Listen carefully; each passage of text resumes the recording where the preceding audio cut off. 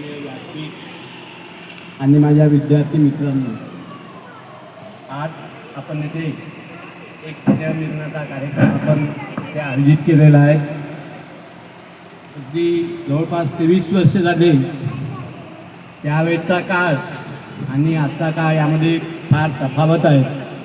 त्यावेळेची परिस्थिती, त्यावेळेचं वातावरण, त्यावेळेस पाहिलेली तुम्ही ती शाळेची इमारत, आजची शाळेची इमारत, रस्ते, आपले गाव, संपूर्ण परिसरामध्ये बदल झालेला आहे.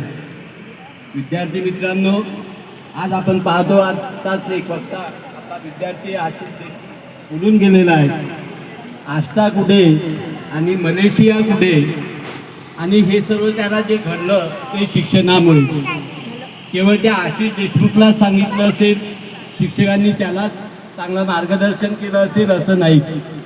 त्या एवढ्या विद्यार्थ्यांमधून ज्यांनी घेतलं, मनावर घेतलं, त्यांनी सुद्धा सांगितलं मी सुद्धा मस्ती करत होतो. परंतु असं नसतात की विद्यार्थी मस्ती करतो म्हणजे तो घडत नाही. बरेचसे असे विद्यार्थी असतात की आपण आपल्या परिसरामध्ये, शाळेमध्ये, वातावरणामध्ये पाहतो की तो विद्यार्थी नेमका टवाळक्या करत राहतो, मारामाऱ्या करत राहतो, मस्ती करतो. परंतु आपल्याला हे माहीत नसतं शाळेतून घरी गेल्यानंतर आपला दिलेला जो अभ्यासक्रम असतो तो नियमितपणे करत असतो. आणि ज्यावेळेस आपल्याला त्याचा तो रिझल्ट मिळतो आणि आपण आश्चर्यात पडतो की हा तर विद्यार्थी आपल्यासोबत 12 ते 5 आपल्यासोबत खेळत होता, आपल्यासोबत शिक्षण घेत होता, आपल्यासोबत टवाळक्या करत होता. परंतु आपल्याला हे माहीत नसते की तो घरी गेल्यानंतर आपलं दिलेलं जे होमवर्क असतात तो कंप्लीट करतो. आणि हे सर्व कार्य केल्यानंतर बाकीचे टवाळक्या करणे, मस्ती करणे, विद्यार्थ्यांसोबत खेळणे, ह्या सर्व गोष्टी करत असतो.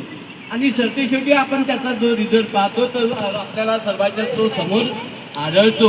हे मात्र त्यांनी आपल्या गुरुजनांनी जे दिलेलं मार्गदर्शन, जे काही सांगितलं असेल, होमवर्क सांगितलं असेल, आईवडिलांनी सांगितलं असेल, त्याचं तो काटेकोरपणे पालन करतो. आणि हळूहळू तो त्याचं सर्व गोष्टीचं पालन केल्यानंतर तो विद्यार्थी आपल्याला आष्टावरून मलेशियापर्यंत जाऊन पोहोचतो.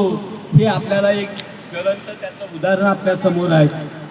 विद्यार्थी मित्रांनो, आपल्या शाळेबद्दल सांगायचं झालं असेल, माझी शाळा, माझी या शब्दामध्ये किती मोठा अभिमान असतो.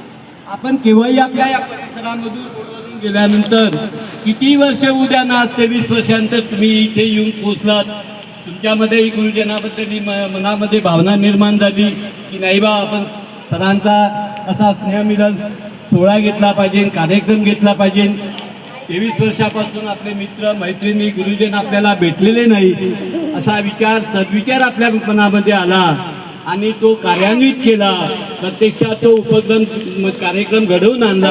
त्याबद्दल त्या आयोजकाचे 2002-3 या बॅचमधील सर्व विद्यार्थ्यांचे मी एक चांगल्या म्हणजे कौतुकच करतो की अशाच प्रकारचे आपल्या मनामध्ये विचार सदैव येवो, चांगले विचार आपल्याला परमेश्वर देवो, ही ईश्वरचरणी प्रार्थना करतो आणि माझे 2 शब्द इथे संपवितो. जय हिंद.